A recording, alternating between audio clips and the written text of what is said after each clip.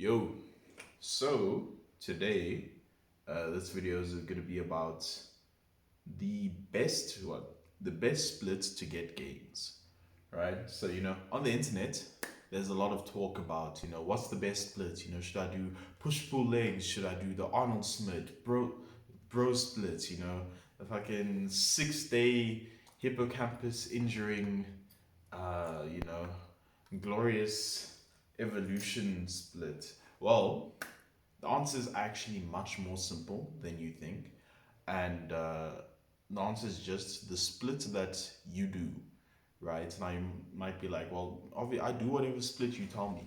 But no, you don't. Basically, whichever split you can facilitate in your lifestyle, the easiest is the one that you'll do, right? It's similar to workouts where the best workout is the one that you enjoy because if you enjoy something, then you'll do it. Similar thing to the splits, the best split is the split that you enjoy and you can consistently maintain, right? So, like, as an example of something like this, in my personal experience, I tried the push pull legs. I'm not saying that the push pull leg split is a bad split. I'm just saying that for me, it wasn't the best split just for my general situation. I noticed that after Thursdays, I tend to not really attend workouts. Like the chance of me attending the workout goes down just because it's like after Thursday, it's Friday. On Friday, there might be something. So if there is something, like obviously there's not something every week, but if there is something, then I'll probably not do the workout. And then Saturday, there's usually something, so I'm just not doing it. Then Sunday, I know for a fact I'm lazy. I know for a fact Sunday, I'm probably not doing anything. So it's just like, why would I force myself to be in a situation where I need those extra days, and I'm like now missing workouts when I could have just formatted my workouts to be one that, you know, takes into account that those 3 days, they're not reliable. So like those 3 days, like I remember last year I'd make Friday like the aesthetics day, which would just be whichever muscle I wanted to put extra work into, but wasn't essential because it was already worked during the week, right? So on that day I'd be doing shoulders and like lats, right? Because I was trying to get more of the V shape, but like I didn't need it as part of it. It was be one of those things where it's fine if it only happens every second week or something, because it's more like an extra day. I'd also have like the alternative day at some point where I'd be doing like forearm specific workouts and maybe shrugs or something, just a day where I can do things that I enjoy doing and I also want to work on a bit so that I'm in the gym and I'm technically working out, but practically speaking, it isn't like a stuck part of the plan, right? It's like kind of, if you have a diet plan, right? You put in a section for snacks, like maybe you have like 200 calories for if you want to have a chocolate bar, but it's like you don't have to eat the chocolate bar every day. It's just you have the space for if you feel like having the chocolate bar. It's similar to that. It's the that day was like the snack day, right? And that's basically how you do it. Like when I realized that push pull legs wasn't gonna work for me, right? I'll usually get to the first cycle, right? The first cycle, and then maybe I'll do the first chest and back, and then I wouldn't do the legs the second day. So now I was training my upper body much more than my lower body, which is fine aesthetically wise, but like in terms of just the principle of I'm missing workouts, it wasn't so super good.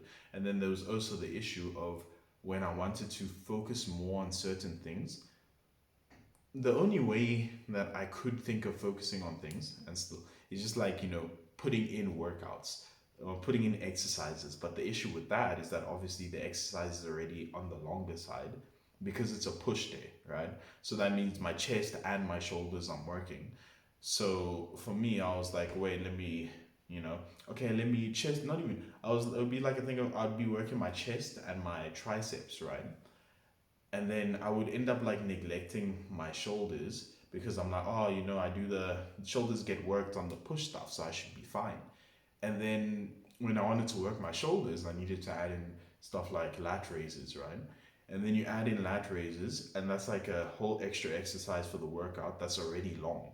And then It would be like a thing of whenever I wanted to focus on something, I'd end up adding more to the workout, which would make the workout already long workouts longer.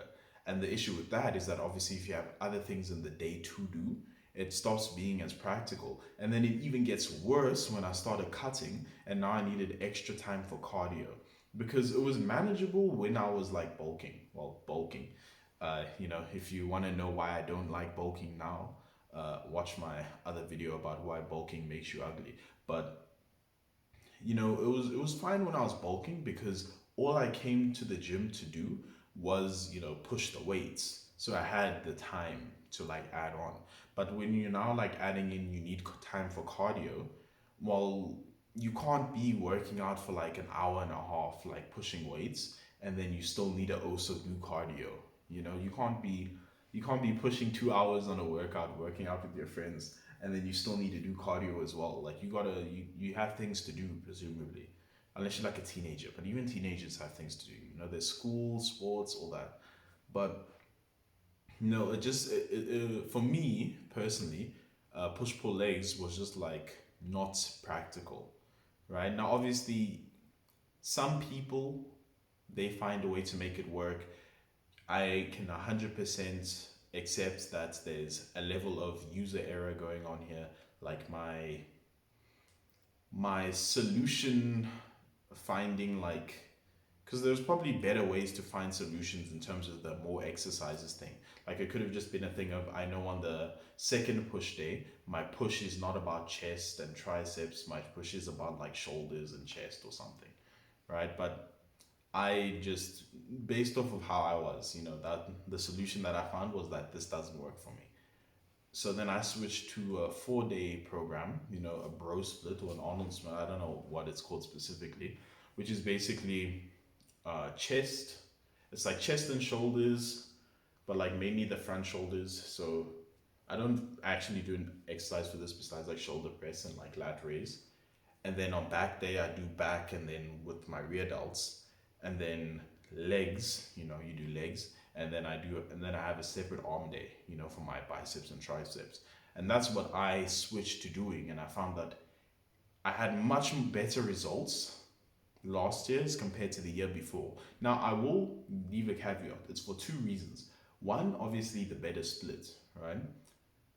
The split worked much better for me. I was much more consistent with the split. I was meeting all the days because, as I said, I knew from Monday to Thursday, that's when I'm most likely to comfortably attend workouts because I'm on a very stringent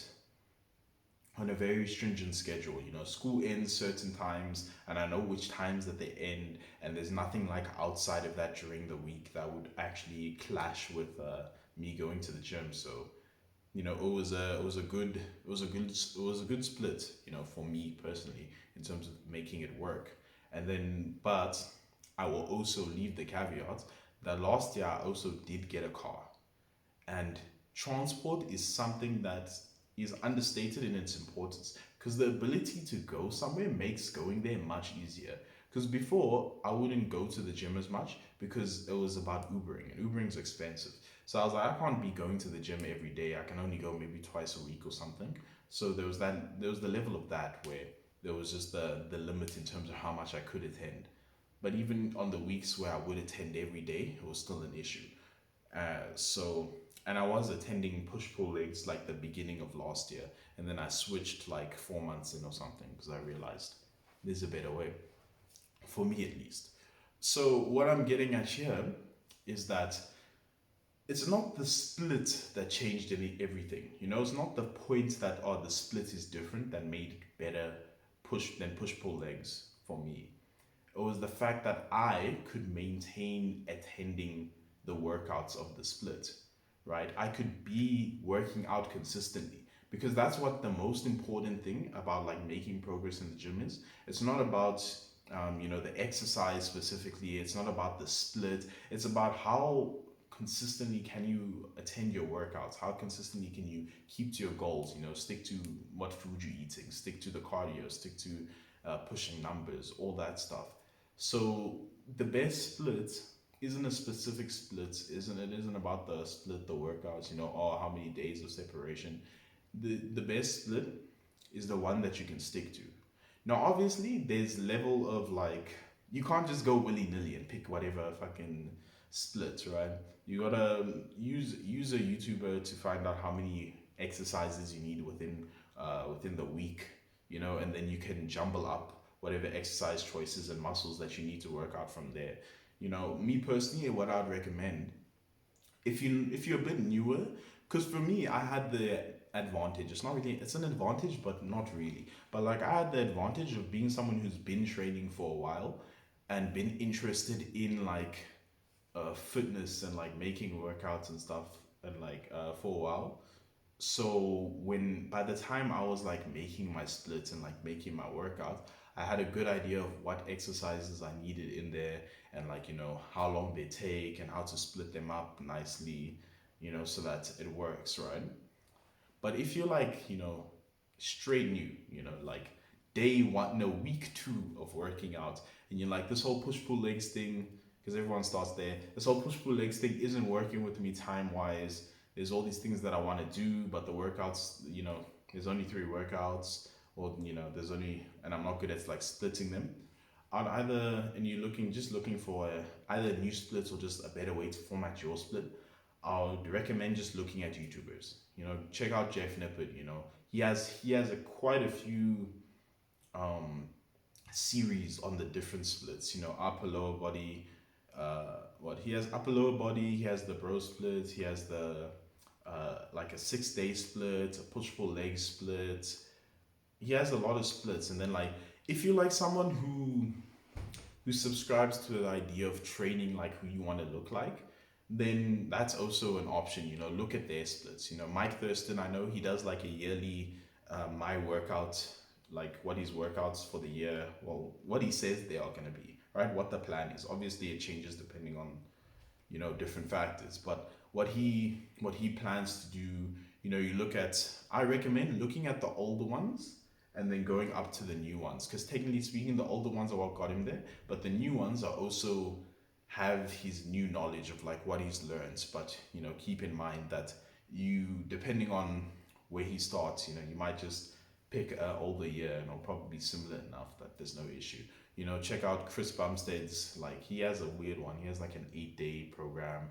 Check out Greg Doucette. I know he has a free training program. I haven't checked it out. I won't lie. I I haven't checked that one out, but Greg's solid, so I would go with that. So if you're looking, just look for search what you need, right? Especially that's important. Search what you need. So don't get too stressed about like the specific days. Just search. If you know for 5 days you will be able to attend, because that's the most important part, that you can attend consistently. If you know every week 5 days you can attend, search 5-day program. If you know I'm only realistically gonna attend 3 days a week, search 3-day program. If you know I'm only doing two, search 2-day program. Because remember, 2 days it might just be upper lower body, and you can't really expect crazy gain, or even just like 2 days, or it might be 2 days of like full body. But you just gotta search based off of what you need and what you can provide per se to your exercise journey, and you'll get the answers that you need. So don't get too stressed about the specific split. Focus more on finding a split that you yourself can maintain for the whole year, and then maybe don't fall into the whole switching splits willy nilly, switching exercises willy nilly, because it's hard to track progress when you're always switching things. If you want to switch every 6 months, if you get bored, just wait be on the splits for a bit before switching anyway. But yeah, thanks for watching the video. I hope you enjoyed. I hope this was helpful to you. I hope it gave you some knowledge and some value, as the self-improvement YouTubers like to say. If you like the video, leave a like. If you have something to say, leave a comment. Want to see more, subscribe. Share the video with your grandma, dog, teacher, preschool teacher, and kindergarten facilitator. And I'll see you in the next one. Peace.